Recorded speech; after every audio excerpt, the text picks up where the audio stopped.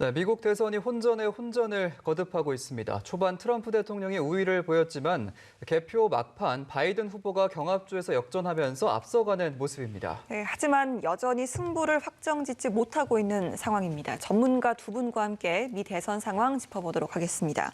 봉영식 연세대 통일연구원 연구위원, 김진아 한국국방연구원 북한연구실장 나오셨습니다. 두 분 어서 오십시오. 어서 오십시오. 안녕하십니까. 네, 어제 정확히 이 시간에 봉 의원님께서 늦은 밤이면 당락이 좀 나오지 않을까 이런 예측을 해주셨는데 물론 이제 잘못된 예측을 해주신 건 아니고 어제는 상황이 그랬는데 오늘 이제 자고 일어나니까 굉장히 상황이 많이 바뀌었습니다.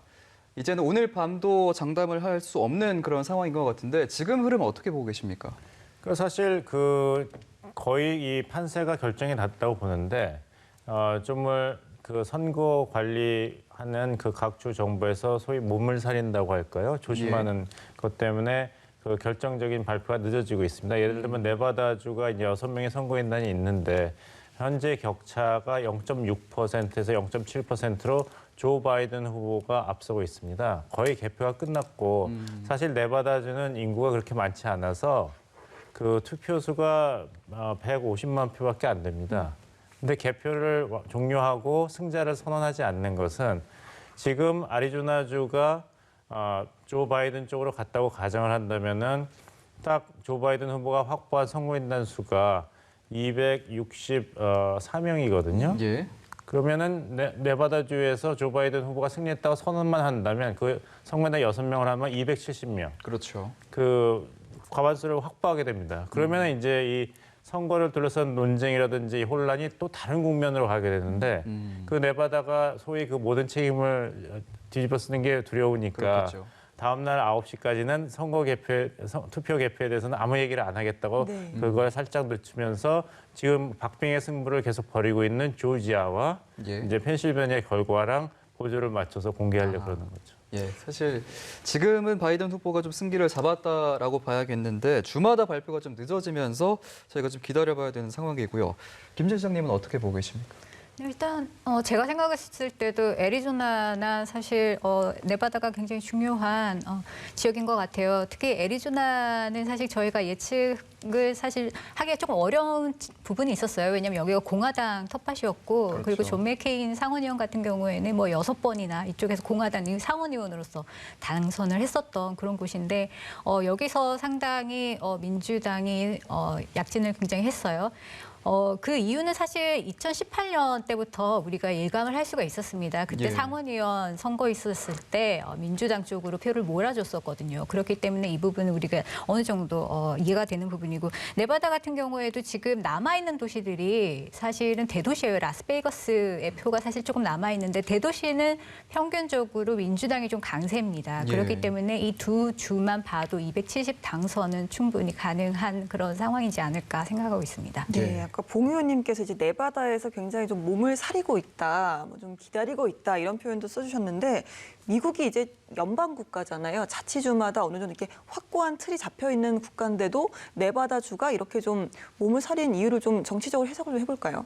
네바다주도 이제 다른 22개 주랑 같이 우편 투표 유효표를 이제 우체국 소인에 따라서 좀 더 연장하는 그런 결정을 내린 주입니다. 그러니까 11월 10일까지 이제 11월 3일이나 그 이전에 우체국 소인이 찍히고 11월 10일까지 이제 기표소에 도착한 그런 투표는 유효 투표로 이제 간주하게 돼 있기 때문에 지금 0.7% 차이밖에 안 나거든요. 혹시라도 10일에 이제 몰표가 왔는데 그것이 트럼프한테 유리한 표고 이게 숫자가 바뀐다면은 또 이제 결정을 내린 것을 번복해야 되는 곤란한 상황도 생길 수 있으니까 굉장히 조심스럽게 시간을 끌고 있는 것이죠. 예. 아까 김 실장님께서 애리조나 말씀해 주셨는데요. 그러니까 트럼프 대통령이 간밤에 굉장히 좀 대노를 했다 이런 이야기가 있더라고요. 애리조나를 굉장히 좀 당연히 본인의 텃밭으로 봤다가 좀 뒤통수를 맞았다 이렇게 좀 표현도 하는 기사가 있던데 김 실장님 좀 해석을 해주신다면요. 글쎄요, 약간 과장을 하는 그런 측면이 있는 것 같습니다. 왜냐하면 너무 얕봤다고 볼 수 있을까요? 사실 인구 구성을 좀 변화를 살펴보면 어느 정도 예측이 가능했을 수도 있어요. 예. 왜냐하면은 LA나 아니면 뭐 캘리포니아 쪽에 많은 사람들이 사실 이주를 많이 했고요. 그리고 여기가 접경 지역이다 보니까 라틴 아메리카 쪽에서 사람들이 이주를 했어요. 그렇기 때문에 인구 구성 자체가 지금 히스패닉이 조금 더 많아지는 그런 경향을 보였고, 그리고 전반적으로 볼 때 히스패닉 표는 주로 민주당 쪽으로 많이 갑니다. 그렇기 예. 때문에 그런 최근의 변화를 충분히 인지했었음에도 불구하고 아마 그런 정치적인 대응을 하지 않았을까라고 생각해 볼 수 있겠습니다. 트럼프 대통령이 이제 2010년 대선 때부터 그다음에 첫 임기 4년 동안에 굉장히 히스패닉계 그 유권자들에 대해서 모욕적인 발언이라든지 그들의 이익에 상충하는 정책을 계속했거든요. 예. 뭐 멕시코랑 이제 벽을 쌓는다 이런 얘기도 계속했고, 예. 그래서 이제 라티노계 이제 유권자들의 마음이 점점 트럼프 대통령으로부터 멀어져 갔죠. 그렇다면 왜 플로리다에서는 트럼프 대통령이 승리했는가? 그것도 꽤 큰 표차로. 거기는 라티노계가 또 많은데. 그래서 저희가 라티노계 유권자다, 미국 사회의 라티노계 인구다 이렇게 어떤 한 틀로 보는 것이 좀 문제가 많습니다. 예. 이제 아시아계 미국인이나 그랬을 때도 차이가 굉장히 많지 않습니까? 한국계 미국인이 다르고 일본계 미국인이 다른데 비아시안계 미국인이 볼 때는 다 똑같은 아시아계 미국인이다 보는데 사실 거기 문제가 많죠. 마찬가지로 히스패닉이라 그랬을 때 이제 쿠바에서 온 히스패닉계 라티노 유권자들은 굉장히 그 반권 정신이 투철하기 때문에, 그리고 보수적인 성향을 띱니다. 그래서 트럼프 대통령이 만약에 이번에 그 조 바이든 대통령 후보와 카라 해리스 부통령 후보가 당선이 된다면은 미국은 사회주의가 된다. 위험한 사회주의가 된다 했을 때 이 쿠바에서 이주해온 그 라티노 유권자들은 그거에 대해서 굉장히 겁을 집어먹었거든요. 예. 그것이 이제 플로리다를 차지하는 데 큰 전략이 됐습니다. 하지만 반대로 그 다른 라틴계 유권자들에게는 더 이게 트럼프 대통령에 대한 반감을 사게 하는 그런 선거 전략이었기 때문에 플로리다를 획득하는 데는 유효한 전략이었는데, 오히려 아리조나 같이 그 라티노계 유권자가 10년 사이에 3배로 늘었죠. 예. 그래서 아리조나가 공화당 칼럼에서 민주당 칼럼으로 드디어 이번 대선에 넘어가는 현상이 발생한 것으로 보입니다. 네바다 같은 경우는 사실 또 전통적인 민주당의 표밭이었는데 4년 전에 한번 뒤집혔는데 이 부분에 있어서 좀 다시 좀 민주당으로 돌아갔다 이렇게 해석도 할 수 있을까요? 그거는 조금 두고 봐야 될 것 같습니다. 왜냐하면 제가 기억하고 있는 것이 2000년에 조지 더블유 부시 공화당 후보랑 알고 민주당 후보가 그 플로리다의 25명 선거의 날 누가 잡느냐에 따라서 승패가 갈렸거든요. 270은 넘는데.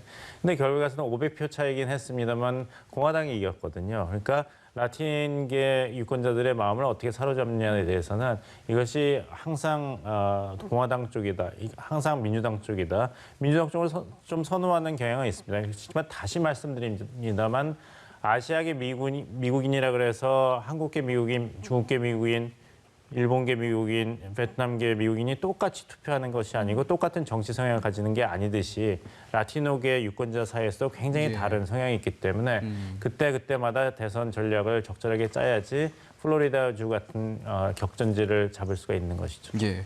매직 넘버 270명을 확보를 해야 되는데요, 선거인단을. 바이든 후보는 이제 17명이 필요하고 트럼프 대통령은 57명이 필요합니다. 그래서 이제 바이든 후보 같은 경우에는 네바다와 애리조나 주에서 승리를 거머쥐면 완전히 승리를 한다고 볼 수 있고, 트럼프 대통령 입장에서는 이제 남은 지역을 사실상 모두 가져와야 승리를 잡을 수 있을 텐데 이 가능성은 굉장히 낮다고 봐야 될까요, 그러면? 저는 그렇게 보고 있습니다. 애리조나라 네바다뿐만이 아니라 사실 펜실베니아도 저는 약간 위태하다고 생각이 들어요. 왜냐하면은 펜실베니아 같은 경우에는 지금 18만 7천 표 정도 차이가 나고 있는데 우편 투표가 남았어요. 아직 카운트가 되지 않은 게 76만 표 정도 되거든요. 예. 그러면 앞으로 더 개표해야 되는 우편 투표 중에서 적어도 62% 이상 쭉 계속 바이든이 가지고 간다고 한다면 분명히 결과가 바뀔 수 있는 문제예요. 그런데 지금 상황을 봤을 때 바이든이 우편 투표에서는 상당히 그 정도는 받고 있기 때문에 조금 더 지켜봐야 될 그런 지역이긴 합니다.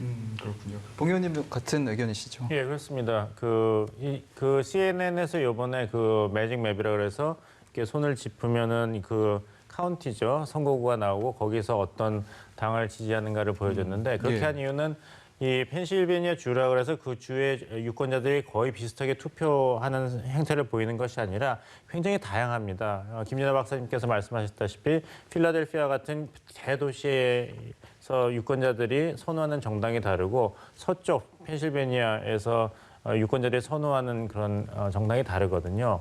펜실베니아주에서 이번에 결과가 아직 나오지는 않았습니다. 조 바이든 후보가 점점 이렇게 지지율이 내려갔던 것은 1차 대선 토론 때 소위 프래킹이라 그러죠. 굉장히 압력이 높은 물을 지하에 해서 그 석유채굴을 한다든지 암석을 깬다든지 이런 산업이 굉장히 그 서부 펜실베니아 그 중산층의 이제 젖줄인데 예. 그것을 환경 보호라는 차원에서 줄이겠다.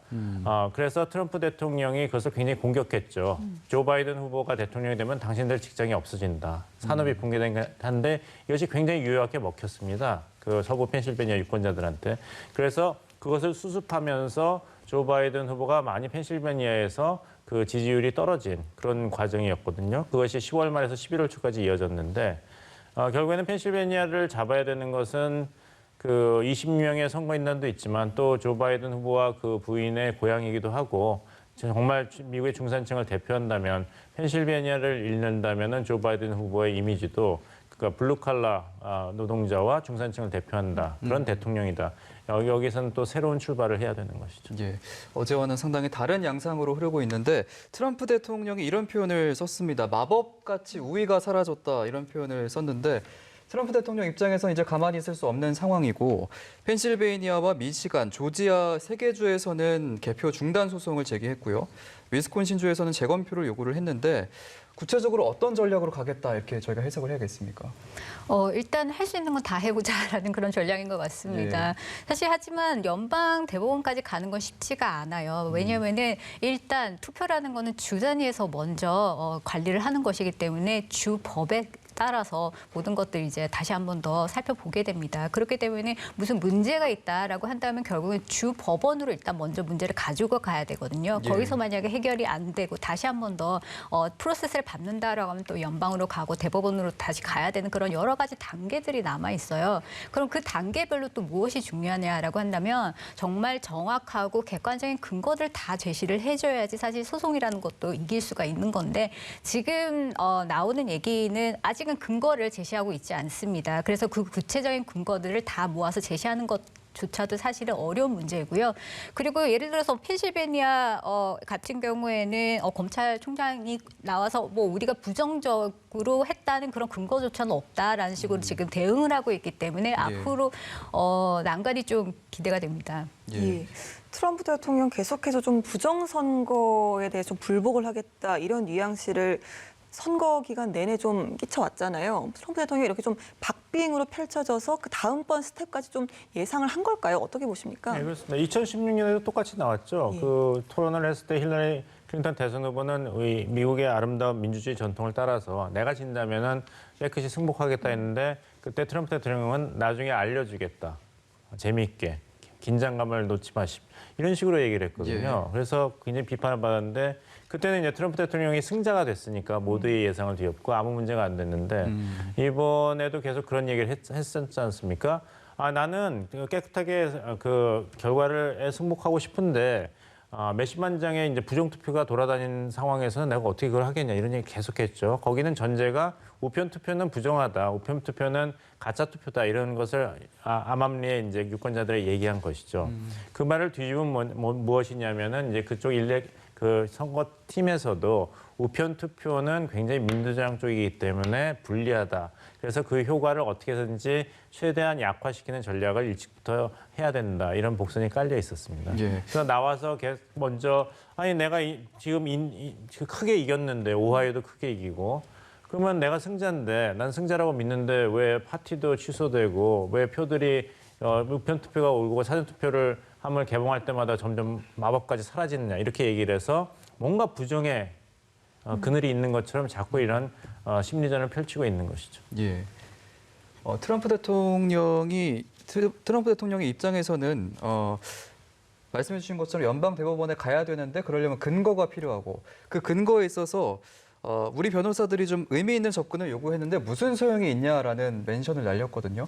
그러니까 이거를 본인도 생각했을 때 승산이 없다라고 판단을 한 건지 아니면은 고작 그런 근거로밖에 갖고 올 수 없는 변호인단에 대한 어떤 불만을 표출한 건지 이거는 어떻게 해석해야겠습니까? 저는 산술적으로 좀 어렵다라는 예. 판단을 좀 하지 않았을까라는 생각이 듭니다. 그리고 만약에 권력을 내려놓아야 할 때 사실은 체면을 구기지 않고 내려놓는 것도 한 방법이기는 하거든요. 예. 그리고 과연 연방 대법원이 어느 정도 관여할 할 것인가 그것도 사실은 조금 의문이에요. 왜냐하면 선거 이전에도 여러 가지 우편 투표와 관련해서 소송이 있었지만 관련해서 연방 대법원은 관여하지 않겠다라고 결론을 내렸기 때문에 앞으로 뭐 소송이 제기된다고 하더라도 적극적으로 관여할 것인가 여기에는 약간의 의문점이 남아 있습니다.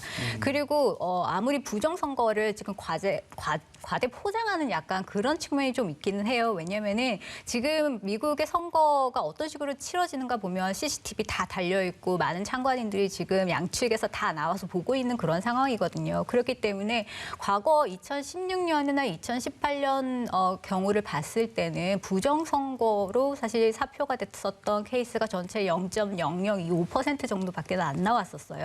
그 말은 그렇게 많은 표 차이를 내지 않을 것이다. 부정선거로 인해서 그런 예. 것들을 유치를 할 수가 있고 그리고 특히 또 하나 중요한 것은 민주당에서 이 부분을 굉장히 지적을 할 겁니다. 왜냐하면은 모든 투표 용지들은 전부 다 카운트가 돼야 된다. 그리고 하나의 투표도 의미가 있다라는 부분을 계속 얘기를 하는 것이거든요. 그렇기 때문에 오늘 새벽에 바이든 측에서 승리 선언은 아니지만 한번 연설을 했을 때 두 가지를 강조했어요. 민주적이어야 된다. 그리고 모든 국민이 다 참여를 하는 그런 선거이다라는 부분을 굉장히 강조를 하고 있는데 우편 투표가 아무런 근거 없이 부정적이다라고 하거나 아니면 선거를 지금 개표를 중단해야 된다라고 하는 건 사실은 원칙에 맞지가 않는 것이고 그렇기 때문에 비민주적이다라는 그런 비난에 처하게 되는 거죠. 예. 그러니까 이제 이 미국이 연방제지 않습니까? 각 주마다 2000년에 이런 혼란이 있었기 때문에 그 전에도 비슷한 문제가 많았기 때문에 예. 나름대로 이런 치열한 그 각축전이 됐을 때 어떻게 재검을 결정하느냐 다 시스템이 있습니다. 주마다 달라서 그랬지. 그러니까 아리조나 같은 경우는 만약에 그 승패 차이가 전체 투표의 0.1% 이하면은 자동적으로 어느 후보가 그거를 항의하든 상관없이 주가 자체적으로 다시 재검표를 하게 돼 있거든요. 그리고 조지아주 같은 경우는 그것이 1% 예. 미만의 차이일 때 하게 돼 있고 다 주가 이 연방주의의 정신하에서 이런 선거 부정이라든지 선거 개표의 정확성을 위해서 나름대로 시스템이 다 있는데 트럼프 공화당 후보가 대통령이긴 하지만 그냥 일방적으로 이런 거에 대해서 문제가 있다고 전제를 하고 소송을 제기한다면 그렇게 주 정부나 주민들 입장에서는 얼마나 그걸 공감할 수 있을까? 그거는 이제 사실 트럼프 대통령이 굉장히 불리한 지금 입장에 있는 것이죠. 예. 바이든 후보 같은 경우는 이런 트럼프 대통령 소송을 시사하자 좀 우리도 법률팀이 대기 중이다 이렇게 좀 밝히기도 했습니다. 여기에 대해서 바이든 측에서 좀 충분히 다음 스텝까지도 대비를 하고 있다 이런 의미로 보면 되는 거겠죠? 그렇죠. 이제 아까 나왔습니다. 20년 전 플로리다 초접전이 됐을 때 재검표를 시작했습니다. 예. 이제 주 법원의 명령으로 해서. 근데 그때는 사실 그 플로리다에서의 표차가 500표밖에 안 났거든요. 700표 나중에 500표로 줄었습니다만. 그러니까 이제 정말 0.00 몇 %이기 때문에 할 만했죠. 재검표를 할 근거가 있었죠. 그때 투표용지의 문제도 있었고. 하지만 이번에 만약에 그 표차가 절대 숫자에서 크다면은 네. 결국에는 주장하는 쪽에서 그 충분한 근거를 제시할 의무가 있는 것입니다. 이 우편 투표를 믿을 수가 없다. 이게 부정 선거의 수단이다 하면 트럼프 측에서 어느 정도 그래도 설득할 수 있는 증거와 사례를 제시해야 되는데 아직까지 그거는 있지 않습니다. 그렇게 된다면은 과연 주 정부 차원, 주 법원 차원에서도 그런 소송을 얼마나 심각하게 받아들일 것인가. 두 번째는 뭐냐면은 트럼프 대통령이 이렇게 우편 투표에 대해서 문제 제기를 하는 것이 과연 정말 미국 국민과 민주주의, 선거 민주주의를 위한 것인가? 아니면 본인의 사리사욕과 그런 선거에 이기고 싶다는 집착 때문인가? 예. 이런 여론의 이제 공격을 받을 수가 있습니다. 왜냐하면 선거 민주주의는 양면이 있는 것이거든요. 선거 민주주의는 그 투표를 하는 행위도 있지만 그 투표를 개표해서 민심을 정확히 반영해야 되는데 예. 그 두 번째 부분 선거 민주주의의 중요한 개표를 이렇게 회방을 놓고 일방적으로 중단을 요구한다면은 과연 미국 대통령으로서 또 대선 후보로서 이것이 책임 있는 행동인가? 힐러리 클린턴도 비록 2016년 선거에서 위스콘신에서 0.7%로 지고 미시간에서 0.2%로 졌지만 예. 펜실베니아에서 0.7%로 졌고 그래도 결과에 승복했습니다. 전통에 따라서. 근데 왜 트럼프 대통령이 이걸 못하는가? 이런 비판이 쏟아질 가능성이 높습니다. 예, 알겠습니다. 자, 위원님, 저희가 이제 계속 뭐 바이든 후보의 어떤 승리가 예측이 되고 있잖아요. 어느 정도 좀 깃발이 기울지 않았나라는 상황인데 어제 미국에서 대선이 끝나고 이제 출구조사 결과를 CNN에서 발표를 했는데 유권자의 표심을 가를 최대 요인이 이제 경제였다고 합니다. 그 다음이 그렇죠. 이제 예. 인종 불평등이고 예. 다음이 이제 코로나19 정도가 꼽혔다고 하는데 경제하면 사실 트럼프 대통령이 어떤 강점으로 꼽힌 요인 중에 하나인데 예. 오히려 바이든 후보에게 유리하게 돌아간 그 이유를 한번 좀 분석을 해볼 수 있을까요? 예, 그 경제가 그 트럼프 대통령 그 코로나 사태가 미국을 휩쓸기 시작한 3월 전까지는 정말 가장 믿을 만한 자산이었죠. 예. 미국 경제가 호황을 누리고 있었으니까요. 그리고 그걸 가장 중요한 지적으로 트럼프 대통령이 내내 내세웠습니다. 근데 코로나가 모든 것을 다 바꿔버렸습니다. 23만 명이 생명을 잃었고 또 미국 경제도 거의 대공황 같은 이제 수준이 됐기 때문에 처음에는 미국 유권자들도 뭐 이게 트럼프 대통령의 탓이냐, 트럼프 대통령의 무능으로 전적으로 돌릴 수 있는가? 다른 나라도 코로나 이 팬데믹 때문에 경제가 망가지고 있는데 이런 어떤 일말의 좀 그 긍정적인 평가를 해줬죠. 근데 시간이 너무 오래 지났고 코로나에 대해서 트럼프 행정부가 우왕좌왕하고 과학을 무시하거나 부인하고 대통령이 자꾸 말을 바꾸는 걸 보면서 코로나 사태의 이런 악화는 이 트럼프 행정부의 책임이구나 이런 바이든 캠페인 팀의 메시지가 점점 더 먹히게 되었습니다. 그러니까 경제도 결국에는 그 트럼프 행정부의 방역 실패로 인한 그 트럼프 행정부가 책임져야 될 사안이다 이렇게 느낀 것이죠.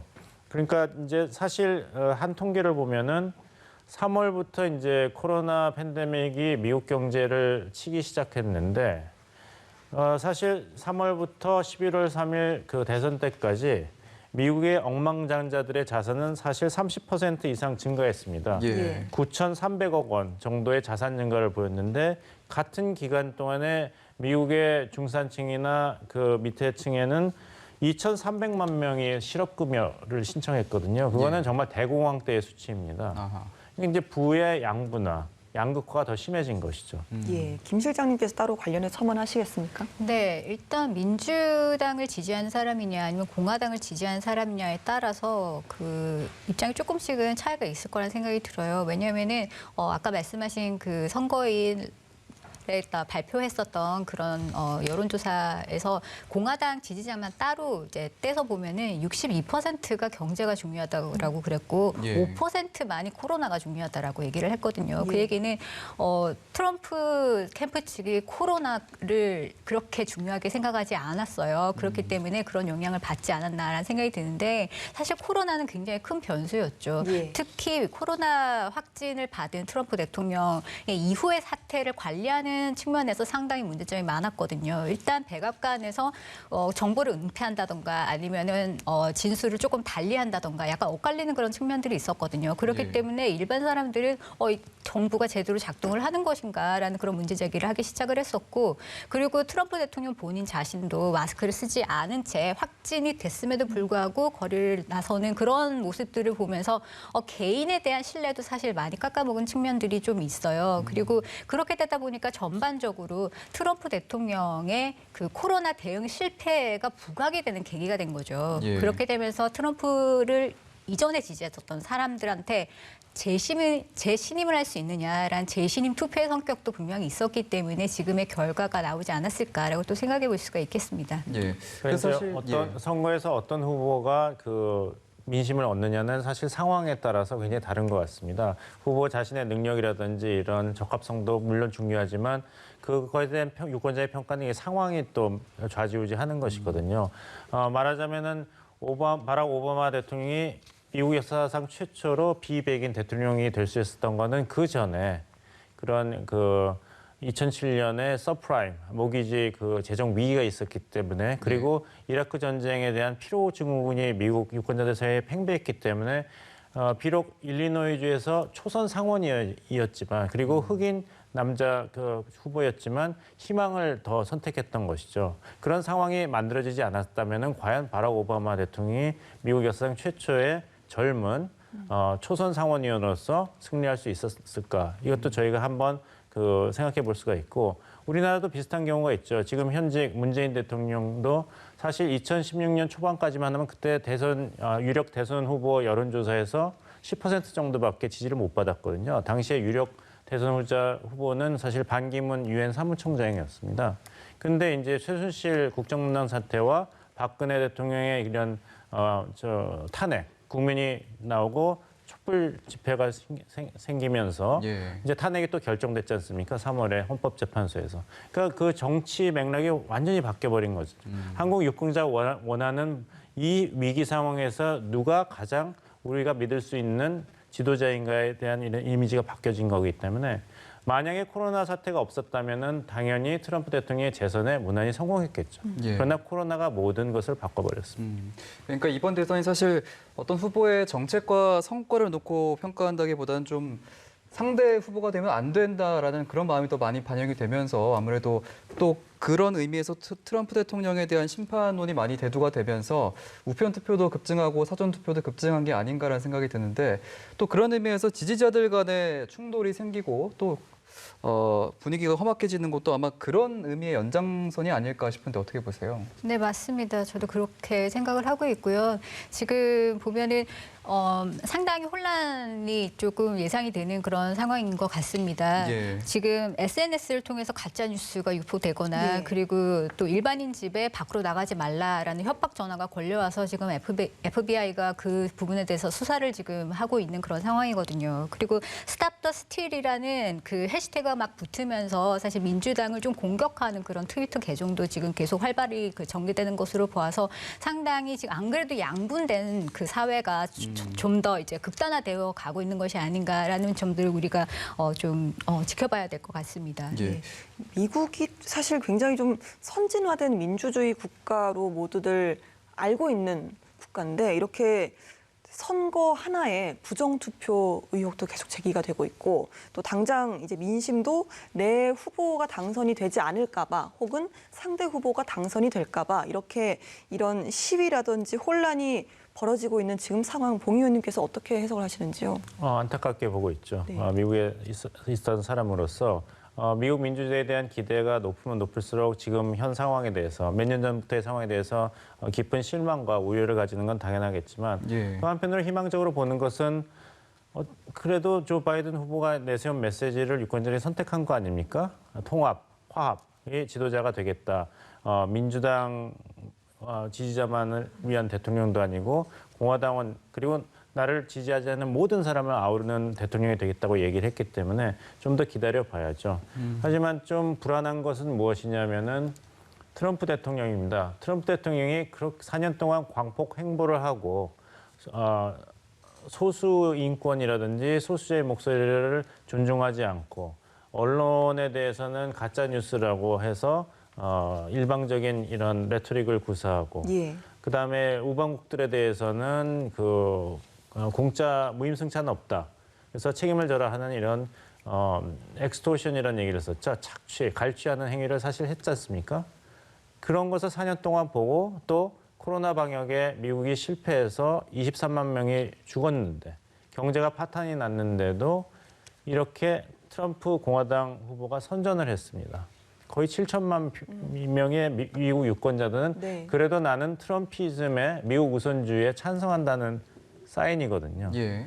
이런 그 분열된 미국 사회 그리고 여유가 없고 불안에 가득 찬 미국 적어도 40 몇 퍼센트의 미국인들이 이런데 이런 미국 사회를 어떻게 만약 바이든이 당선이 된다면 바이든 대통령이 치유하고 화합의 길로 끌고 갈 것인가. 이건 정말 큰 과제가 아닐 수 없습니다. 예, 이렇게 양극단으로 치달은 미국의 민심 이 와중에 이제 당선이 되는 후보가 좀 화합을 이끌어 나가야 되는데 지금 상황에서 이제 바이든 후보의 가능성이 크다고 봤을 때 실장님께서는 바이든 후보가 또 새로운 또 국면을 또 전환을 해서 이끌어갈 수 있을 거라고 보시는지요? 저는 그럴 수 있다라고 봅니다. 일단 오늘 오전의 연설도 화합을 상당히 강조를 했었고요. 그리고 그리고 자신을 지지하는 사람들을 위해서도 일하겠다라는 부분을 분명히 강조를 했습니다. 글로벌 리더십을 굉장히 강조하잖아요. 국내에서도 아마 그런 리더십, 화합의 리더십을 분명히 강조할 가능성이 분명히 많을 것 같고요. 그리고 사실 인수위도 앞으로 이런 일들이 일어날 것을 이미 예견을 하고 오래전부터 준비를 해왔다라고 우리가 알고 있습니다. 만약에 그런 화합의 계기를 만든다고 한다면 예전에 오바마 대통령이 하던 그런 여러 가지 그 권력을 조금씩 나눠주는 그런 방식이라던가 아니면 오바마가 또 링컨의 그 역사를 많이 읽었다라고 했듯이 링컨 같은 경우에는 라이벌을 전부 다 등용을 했었거든요. 그리고 공화당 측의 경선 후보 3명까지도 내각에 포함을 시키면서 굉장히 많은 권력 분배를 시켰어요. 이런 것들은 사실 민주당만 그러는 것도 아닙니다. 공화당 부시 대통령 때도 상당히 많은 반대편들을 끌어안는 그런 모습들을 보여왔거든요. 만약에 이런 것들을 통해서 내각을 구성을 한다라고 한다면 공화당의 지지를 분명히 얻을 수가 있고요. 또 한 가지 중요한 것은 민주당은 경제 재건을 위해서 굉장히 많은 노력을 하는 겁니다. 그렇기 때문에 만약에 공화당이 우세한 주에 이런 경제 재건을 위한 예산들을 많이 반영을 한다라고 한다면 충분히 공화당 을 지지하던 사람들도 민주당 정부를 분명히 지지할 수 있는 그런 분위기가 생길 것이고요. 그리고 코로나 대응과 관련해서도 이것은 전국적으로 대응을 해야 되는 부분이기 때문에 공화나 민주나 모두 TF를 구성을 해가지고 이 문제를 초당적으로 같이 대응을 한다라는 그런 노력을 보여줄 때는 아마 많은 지지를 전국적으로 얻을 수 있을 것 같습니다. 예, 원래 미국 대선이 이제 끝나면 전통적으로 이제 패배를 인정하는 승복 연설이 있는데 뭐 이번에는 없을 거라는 얘기도 있고요. 그렇기 때문에 어쨌든 이 미국의 혼란을 막는 건 당선자의 아마 가장 최우선 과제가 될 텐데 그렇게 된다면 혼란이 좀 길어질 수도 있겠다, 장기화될 수도 있겠다는 생각도 들어요. 그렇죠. 그렇지만 또 이제 좀 두고 봐야겠죠. 지금 저희가 기다리고 있는 네바다, 아리조나, 조지아, 그다음에 펜실베니아에 어떤 결과가 나오는가. 예상외로 바이든 후보가 이 모든 주에서 승리를 한다면 트럼프 대통령 입장에서도 선거 결과와 우편 투표에 대해서 문제를 제기하는 것도 그렇게 민심을 얻지는 못하겠죠. 공화당 내부에서도 여기에 대한 우려를 지금 점점 더 표명하고 있습니다. 예. 기억하셔야 될 것은 비록 트럼프 대통령이 공화당 후보로 2016년 대선에 출마해서 당선이 되었지만 그때 공화당 신세를 져서 도움을 받아서 당선된 건 아니었거든요. 기존 정치 세력의 이단화로서 개혁의 상징으로 돼서 민심을 얻어서 당선이 됐고 이번에도 사실 공화당의 어떤 조직이 가동된 건 아니고 현직 대통령으로서의 프리미엄을 활용해서 선거 유세를 했습니다. 그래서 여기까지 왔거든요. 그 말을 뒤집은다면 뭐냐면 만약에 트럼프 대통령이 어려워졌다면 과연 얼마나 많은 공화당의 중진 의원들과 공화당이라는 조직이 트럼프 살리기에 나설 것인가.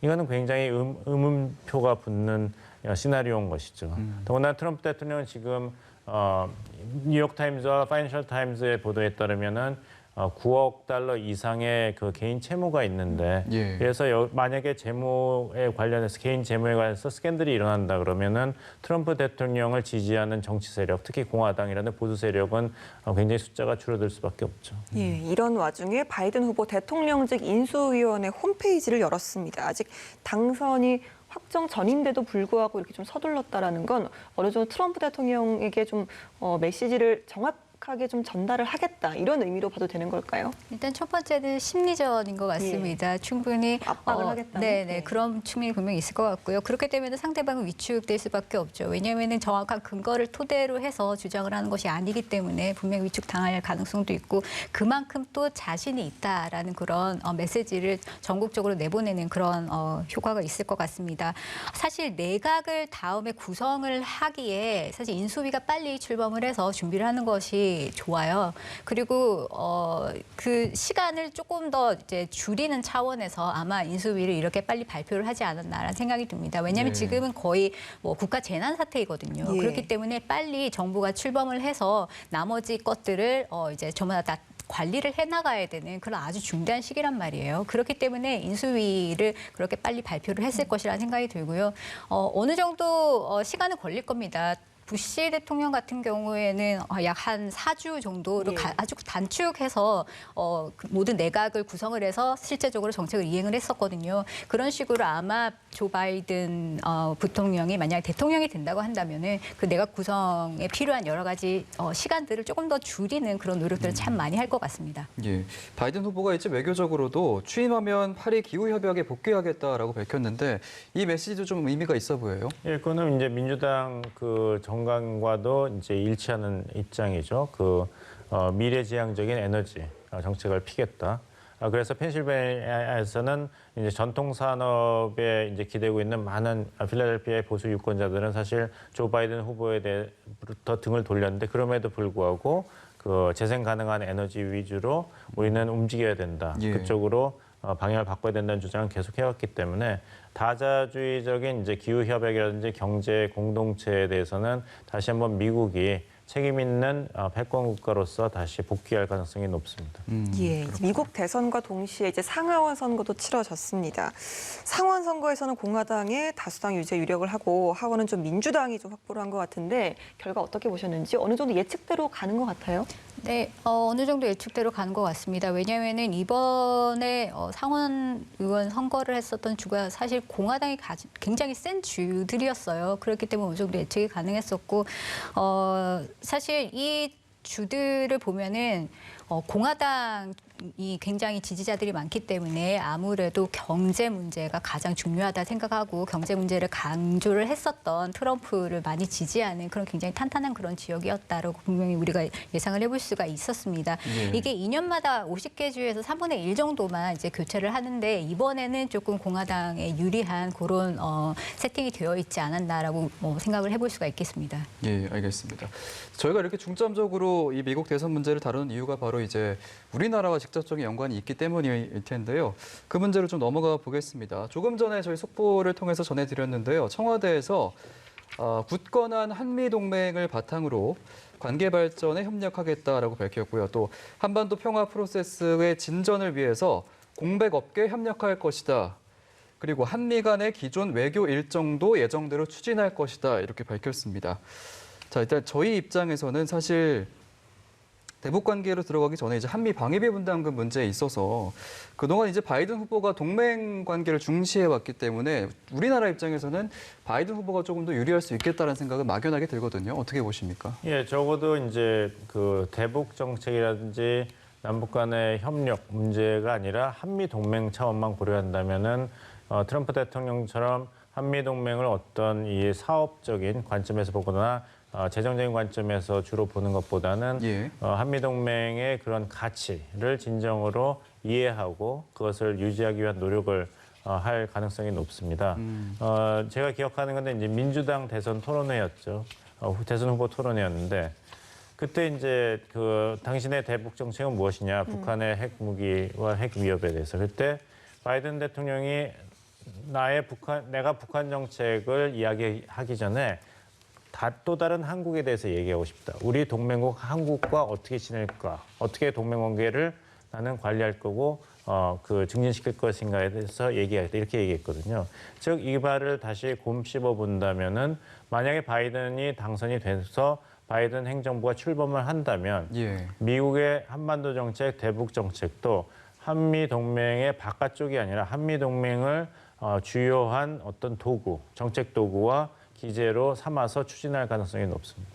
그렇군요. 김 실장님도 이 한미 동맹과 관련해서 같은 입장이신 건가요?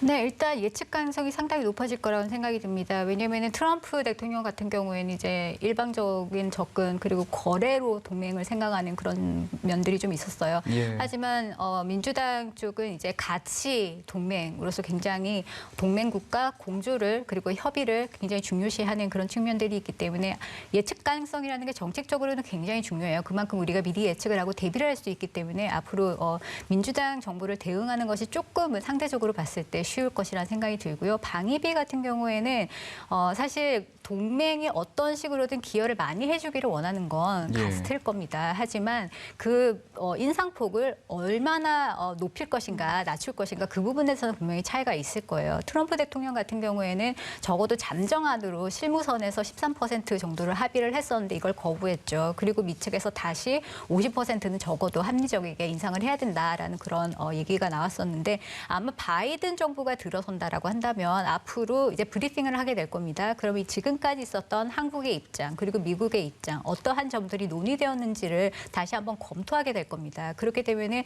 바이든 정부는 아무래도 동맹을 회복한다라는 그런 부분들을 강조한 점이 있기 때문에 예. 과도한 인상은 조금 하지 않을 가능성이 조금은 높아 보입니다. 알겠습니다. 바이든 후보가 당선이 된다면 이제 대북 문제에 대해서도 어떻게 접근을 할지 시나리오가 궁금해집니다. 트럼프 대통령 이른바 톱다운 방식이었고 또 바이든 후보는 바텀업 방식이라고 하는데 어떤 차이를 저희가 좀 예측해 볼 수 있을까요?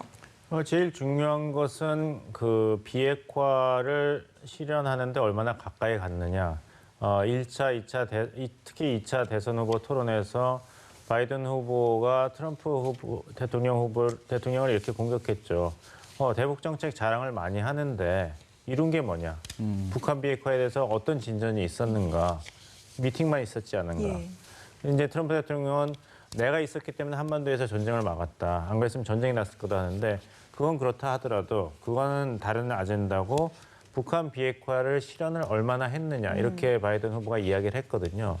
그런 말을 본인 스스로에게 적용을 한다 그러면은 바이든 후보는 어떤 그런 그 정상 간의 만남이라든지 검증되지 않은 약속 이것보다는 실질적으로 정말 어떤 검증 가능한 방식으로 북한 비핵화가 어느 정도까지 이루어졌고 그것을 확실히 알 수 있는가 이런 그 접근 방법을 택할 가능성이 높고 그렇다면은 북한한테 무엇을 미리 주는 것보다는 구체적으로 어떤 비핵화 스텝을 북한이 했을 때 미국이 어떤 정도의 양보를 하겠다는 굉장히 그 사업적일까요? 그 철저한 거래 방식에 의한 통큰 거래가 아니라 그런 접근 방법을 할 가능성이 높습니다. 예.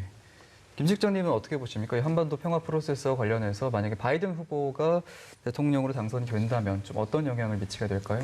일단 바이든 후보는 굉장히 실용적인 접근을 할 겁니다. 예. 왜냐하면 바이든이 부통령이었을 때 안보 보좌관을 했었던 여러 사람들이 있어요. 제이크 설리반이라든지 아니면은 뭐 일라이 레트너라든지 그런 사람들이 계속 강조하고 있는 게 지금의 현상 유지 정책, 즉 동결 대 동결을 하는 그런 방식은 바람직하지 않다라고 얘기를 하고 있거든요.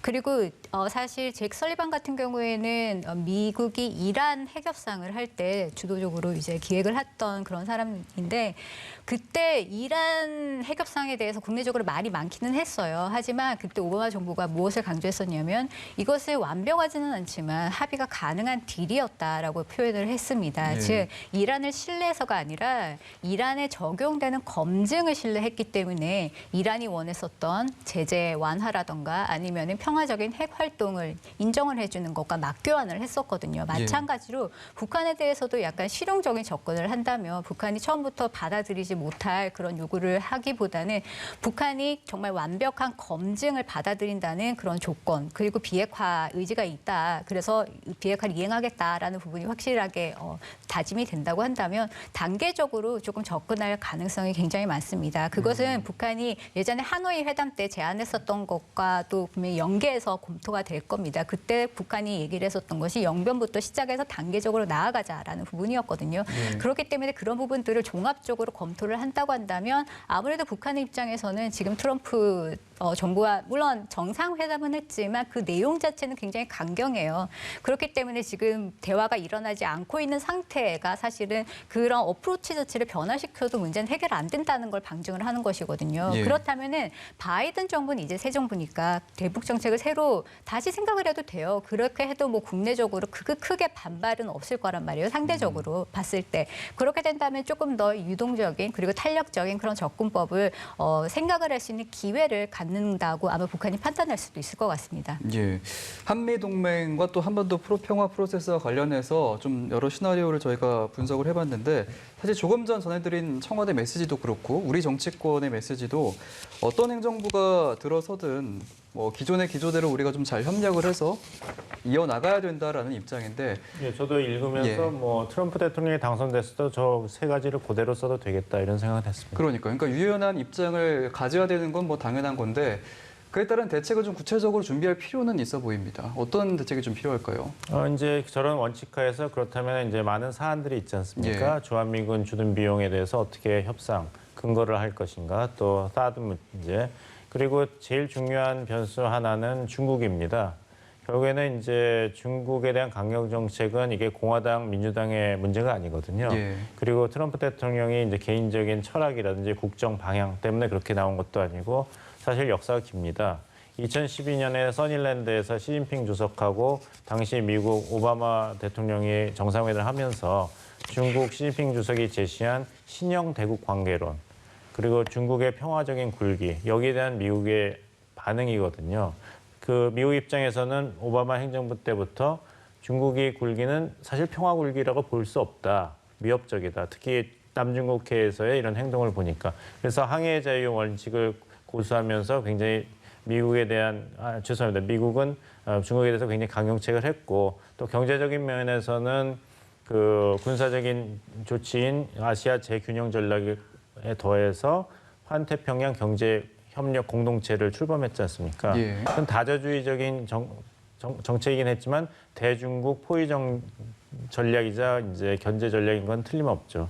트럼프 행정부에 와서는 좀 더 직접적이고 일방주의적이고 그리고 그런 정책을 해서 무역 전쟁도 했고 뭐 대만 문제라든지 이런 걸 했는데 결국에 가서는 핵심은 미국의 국가 이익입니다. 그래서 민주당 대통령이 나오더라도 예. 남중국해에서의 중국의 패권 확장을 막아야 된다. 그리고 가치를 공유하는 국가들과 협력을 해서 중국과의 그런 대립을 계속 유지한다. 예, 인권을 보호하고 그리고 미국 입장에서는 지적재산권과 그 핵심 기술을 예. 보호한다. 왜냐하면 거기에 대한 이제 산업 스파이라든지 그런 절도가 많기 때문에 그 세 가지에서는 사실 공화당과 민주당 입장의 차이가 없습니다. 그래서 바이든이 대통령이 된다 하더라도 중국에 대해서는 뭐 좀 더 다자주의적인 성격은 띠겠지만 좀 강경한 그런 성격은 계속 유지될 것으로 예상이 됩니다. 예. 예. 말씀하신 김에 중국 이야기를 좀 해보자면 뭐 바이든 후보의 우세 관측 속에 오늘 뭐 주식시장도 상승으로 마감을 했다고 하고요. 여러 좀 촉각을 세우고 있는 중국에서는 어느 정도 트럼프 후보보다는 바이든 후보에 대한 호감도가 더 높은 것으로 예측이 되는데 앞으로 예상 밖의 시나리오를 좀 생각해 본다면요. 조금 그것을 언급하기는 이른 것 같습니다. 왜냐하면 이제 미국 측에서도 일단 이 대선 후에 개표 과정에서의 혼란이 어느 정도 될 것인가. 그리고 사실 새로운 대통령이 언제 1월 20일에 선서를 하고 집무를 시작할 것인가. 이게 아직은 완전히 결론이 안 났죠. 그리고 외교안보팀을 구성하는데 또 몇 개월이 걸릴 것이고 또 중요한 것은 그 미국만 움직이는 것이 아니거든요.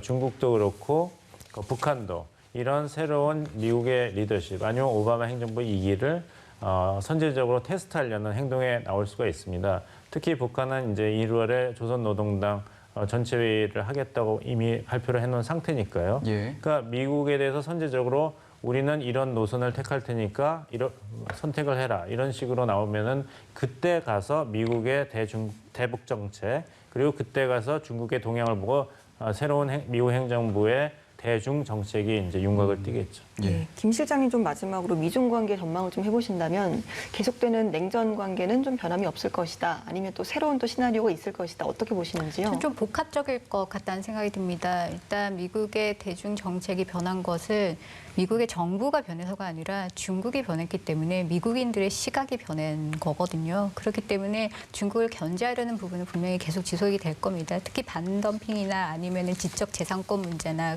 또는 환율 조작 문제 이런 부분에 대해서는 대해서는 초당적으로 강경하게 대응해야 된다라는 그런 요구가 있고요. 예. 하지만 협력 관계도 분명히 예상이 됩니다. 아까 기후협약을 말씀을 하셨지만 기후나 아니면 테러, 특히 보건협력과 관련해서는 아마 다자적인 그런 노력을 기울일 거기 때문에 중국의 협력과 참여가 상당히 중요하다라고 분명히 판단을 할 것이고요. 하지만 아까 말씀드렸던 그런 경쟁은 앞으로 첨단 기술이 요구되는 그런 분야, 특히 미국이 조금이라도 선진화되어 있는 그런 분야에 대해서는 충분히 중국을 견제하는 그런 양상을 분명히 띌 겁니다. 그렇게 협력과 그리고 경쟁이 계속되는 가운데 외교적으로는 적어도 약간 경쟁 쪽으로 더 나아갈 가능성이 높은데요. 아까 말씀하셨던 인도태평양 전략 가운데 사실은 중국을 견제하는 그런 핵심 네트워크라고 할 수 있는 쿼드 4개의 국가, 인도와 호주와 그리고 일본과 미국을 잇는 이 네트워크를 상당히 중요하게 생각을 하고 있고 그리고 적어도 인태 전략을 이행하는 데 있어서 많은 예산을 군사적인 예산을 쓰고 있어요. 그래서 레이더를 여기다 갖다 놓는다든지 아니면 크루즈 미사일을 더 배치를 한다든지 이런 군사적인 움직임을 앞으로 더 많이 보게 될 겁니다. 그렇기 때문에 중국의 인식이 분명히 안 좋아질 거고요. 적어도 바이든 정부는 인권과 민주주의를 굉장히 중요시하는데 홍콩이나 위구르 문제나 여러 그런 인권과 관련 문제를 계속 제기를 하게 될 겁니다. 이런 문제가 계속 공론화가 된다고 한다면 중국으로서는 굉장히 견제를 할 수밖에 없는 것이고 그러면 결국 한국에 어떤 영향을 또 미치게 되느냐면은 중국과 같은 사회주의 국가인 북한이 서로 이제 연대를 하는 전략적으로 그렇겠죠. 연대하는 가능성도 분명히 우리가 예상을 할 수가 있거든요. 예. 그렇기 때문에 미국이 북한을 조금 더 다루기가 어려워지는 그런 측면도 발생하게 됩니다. 예, 알겠습니다. 미국 대선 결과가 주변국에 미칠 영향까지 한번 짚어봤습니다. 지금까지 봉영식 연세대 통일연구원 연구위원, 김진아 한국국방연구원 북한연구실장과 함께했습니다. 오늘 고맙습니다. 고맙습니다.